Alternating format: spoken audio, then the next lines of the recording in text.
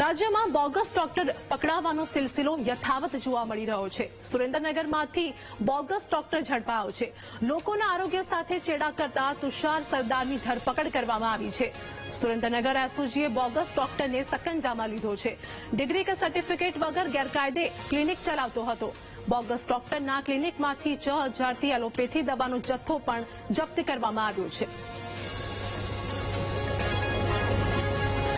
તો રાજ્યમાં bogus doctor પકડવાનો સિલસિલો યથાવત છે, જેમાં સુરેન્દ્રનગરમાંથી બોગસ ડોક્ટરને ઝડપી લેવામાં આવ્યું છે અને આ સાથે જ ક્લિનિકમાંથી 6000 એલોપેથી દવાનો મુદ્દામાલ પણ જપ્ત થયો છે।